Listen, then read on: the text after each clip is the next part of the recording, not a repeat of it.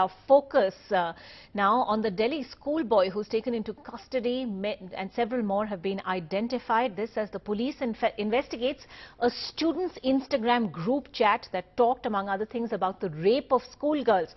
The group, called Boys Locker Room, which has caused massive outrage since it was exposed on Sunday, has been deactivated for now.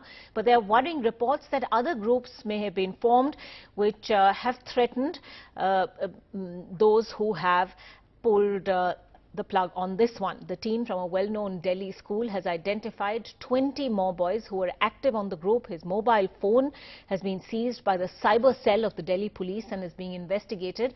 Class 11 and 12 students of 4 or 5 schools in South Delhi, some of the city's most well-known schools, are believed to be involved in this outrageous forum that is being seen as every parent's worst nightmare. The schoolboys talked casually about rape, about sexual objectification. They slut-shamed schoolgirls, their own classmates, on that group chat room.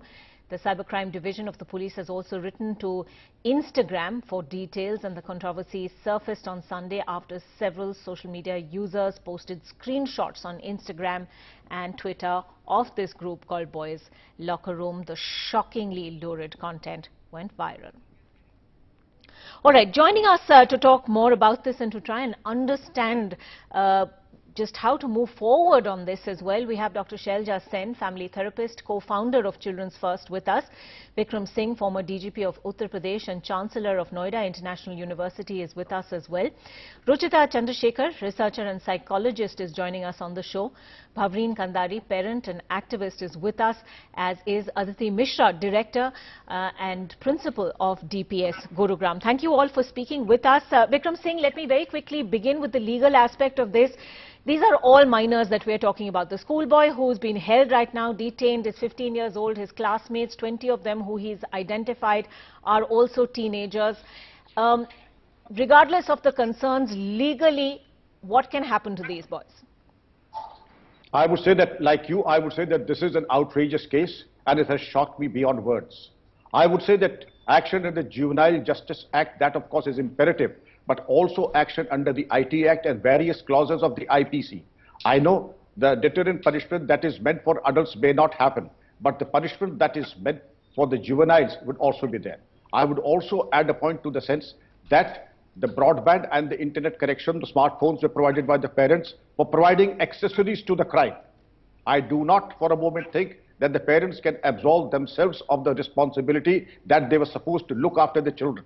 My generation was brought up on the 3 ingredients of good schooling: caning, cold bath and bad food. I know it is absolutely out of fashion, but I would expected much more from the parents, that if you are good enough to put your children in the best and the exclusive schools of Delhi, you jolly well should have known and supervised the spare time activity of your children, which you failed your children. There are no bad soldiers, there are only bad generals. I would also apportion a major part of the blame on the parents for failing their children. And I would certainly say that they are accountable for providing accessories of crime to their children, and therefore they should be liable for all the actions under the IPC and the IT Act. Let's talk a little more about the role of parents and indeed teachers. Aditi Mishra, you know, as a principal, as a teacher, as someone who's used to dealing with young children at all times, how do you react to the details that we've heard of? Shockingly lurid conversations. Is policing this the only way forward? Well, I really don't know. I agree completely with who started the conversation. You know, in our school, we have asked parents to actually sign an undertaking that they will not give their children access to smartphones. So they come up with pleas that, you know, children have to call an Uber, they have to do this, they have to do that. We told them, give them a simple phone. They can call fix a taxi permanently. And in case you have to give a smartphone for whatever reason, I fail to understand why though, you must be able to monitor it. You have to see the history. And we have constantly counseled children from class 8 onwards not to do anything like this. This is preemptive. You know, we talk about the dangers of going online, the dangers of getting into something like this. It's appalling. Despite all our counseling and talking and warning, it doesn't seem to help. The other danger is that, you know, when parents support their children, today also you'll have all these parents, you know, trying to plead innocent and saying it was just an innocent thing. It's not innocent. I disagree completely. It is horrifying for me as a woman, as a teacher, as a mother. Any child of this age objectifying a woman could also be objectifying his mother, sister, teacher, anybody. It's extremely dangerous, this train of thought. It has upset all of us It's worrying, as educators. Aditi Mishra, that you say that a lot of the school's entities kind of fall on deaf ears, especially when it comes to actually giving mobile phones to teenagers or even younger children. Yes, Dr. yes. Shailja Sen, if you want to sort of weigh in on this, presumably technology is something that every child is growing up with right now. Most have access to mobile phones at this point. But the fact that it's being used for such worrying things, what role does a parent, a teacher, indeed a psychologist have in a situation like this? I think I would like to step back a little because, you know, it's very, in a situation like this, it's very easy to blame the children, to blame the parents, blame technology.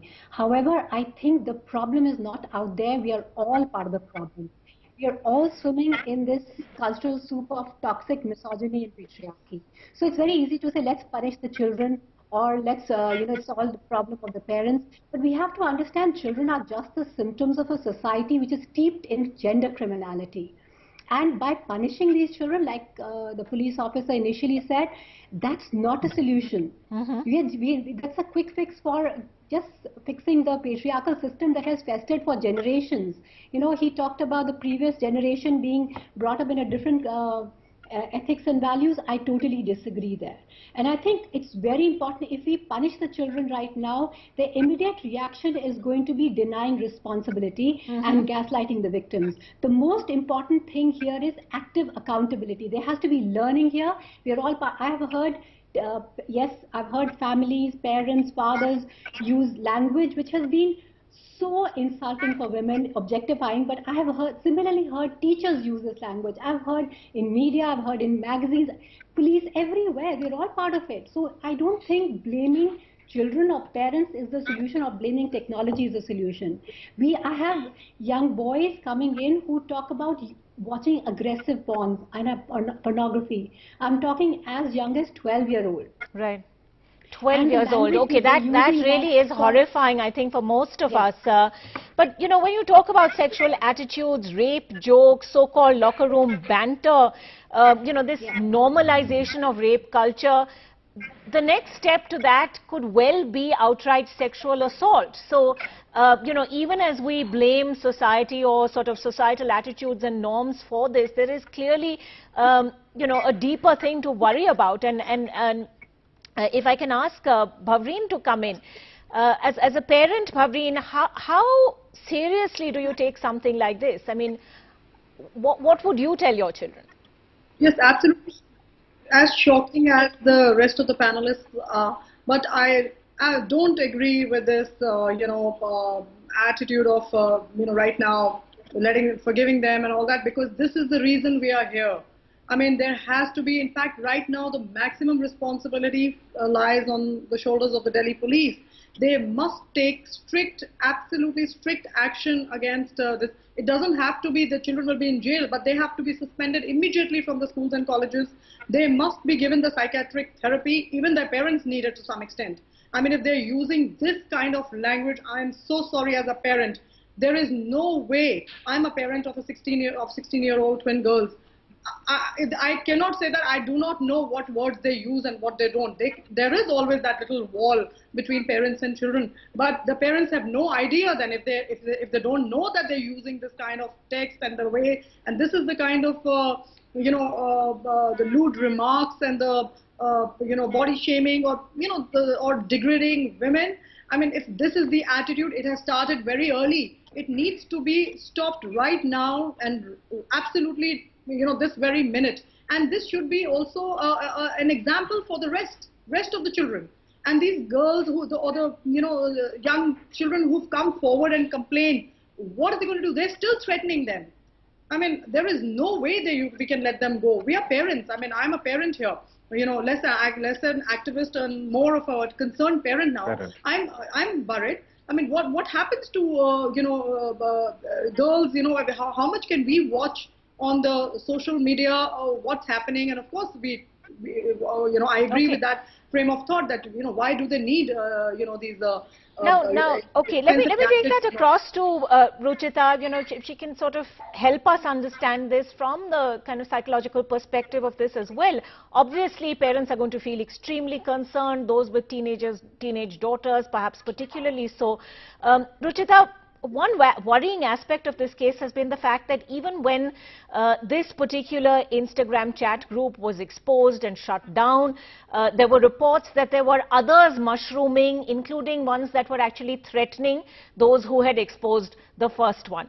Obviously, there was not only no remorse or no thinking of what had gone into this. The reaction from some of the people behind this group was to threaten and intimidate further. I think what we need to recognize as well is that violence is a structural issue, and one of the biggest gaps that can also happen is that no one's talking to the teenagers about these different things. The state of our sex education, what it means to objectify women, what it means to see sex as pleasure. These are conversations that we need to start having from a very young age, because children get curious about bodies, children get curious about these subjects anyway. And they know that if they ask these questions at home, they're possibly going to get punished for it, or it's going to get shut down. And then what happens is they look towards unreliable resources, which is usually the internet. I know we can talk a lot about how smartphones shouldn't be given to children, how laptops need to be monitored, but there is a way. This is a very hyper-connected generation that will figure out a way, because previous generations have also figured out a way, right? Boys looking at their father's collection of porn magazines. My generation used to have BSNL internet connections that they used to maneuver around, like steal a parent's laptop and do it for project work. So this generation will find a way, and this is an extremely hyper-connected generation that right now that has access to multiple things, right? We live in a time of online classes now. How is one supposed to always monitor that they're not on the class and they're possibly watching something else? I think what is also an important element here is that we need to talk to the teenagers, because they know within their peers that it is normal to access information from the internet, to exchange it with each other, to have ways in which they can take advantage of the fact that their parents might be a little technologically challenged as well.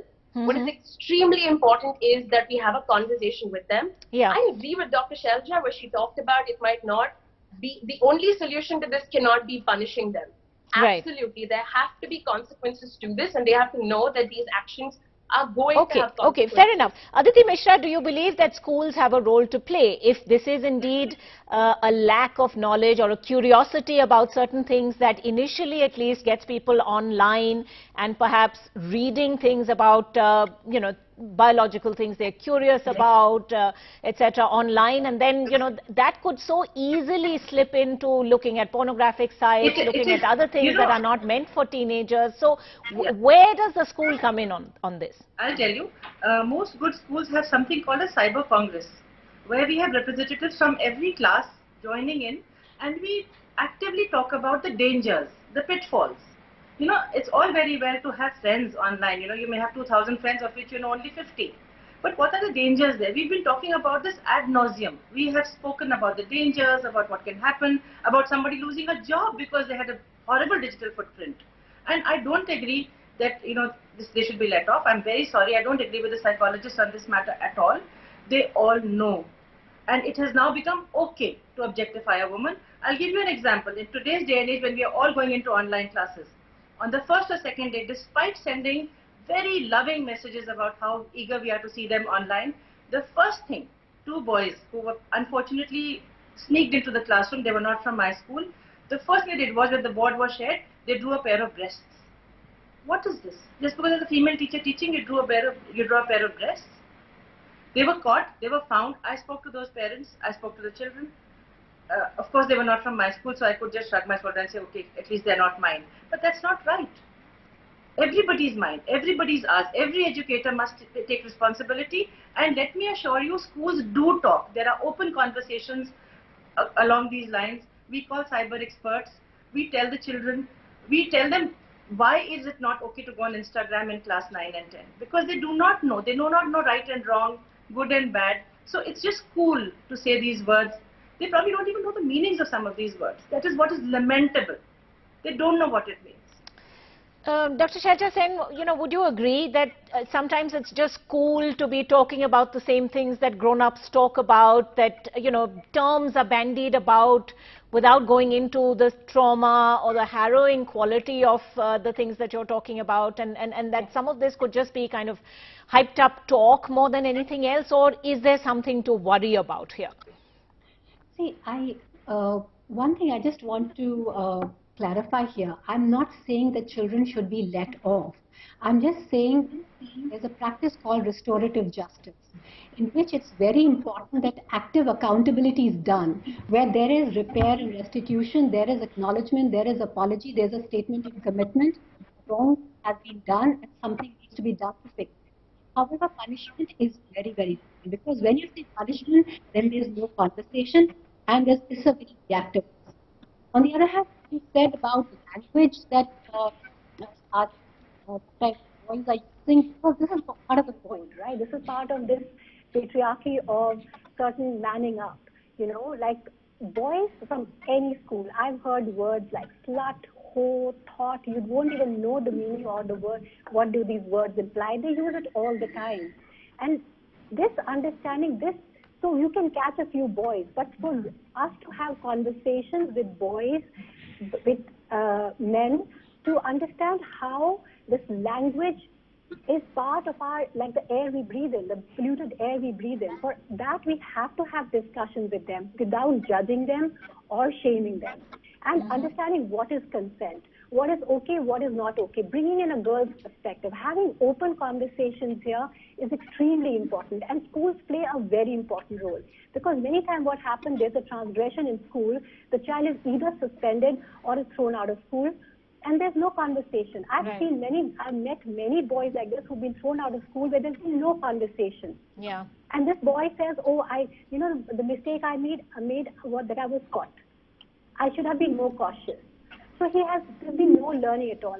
Most important is there has to be learning, and we have to become mindful of the language.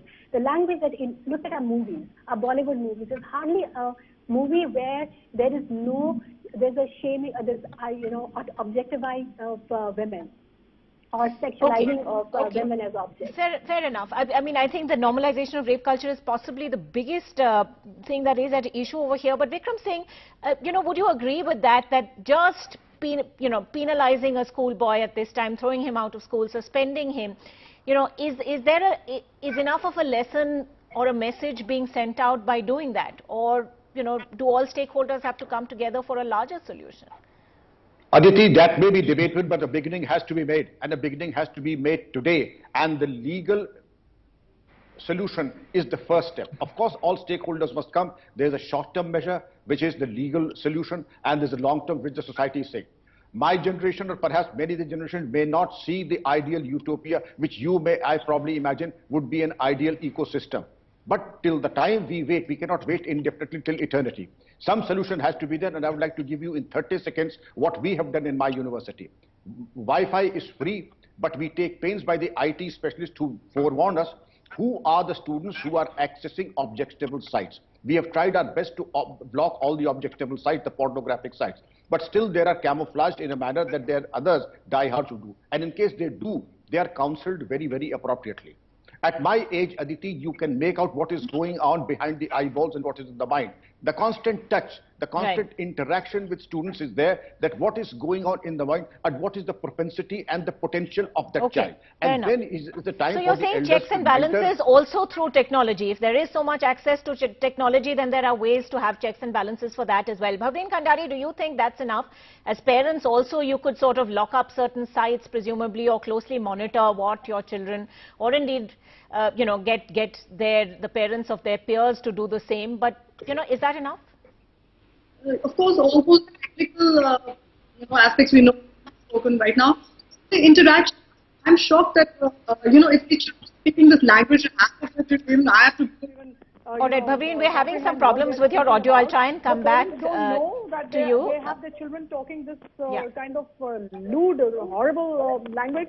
So the first step is to spend time with your children, to know what your children are doing. because only then you will be able to lock and block and whatever you want to do. I mean, the schools have, my children's school have a wonderful social media policy. We are supposed to sign as parents. It's mandatory. You will have to sign it. And, there's certain age restrictions on children on being on Instagrams and all that. Everything we have done. We had Mr. Rakshit Chandan just come a week before, and spoke to the parents. He's one of the cyber crime cops who's extremely learned in this, and he's also involved in this case.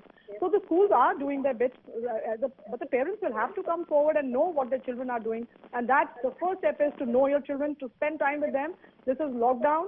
Why are they being on computers and doing this? When there's so many other children who are, working for the Paveen, at a time when families are home and together, this is perhaps the last moment where we should see instances like this come up. Why are parents not spending more constructive time with their children? Why are they even on their devices in the first place? Those are all very relevant questions. Thank you all for speaking with us.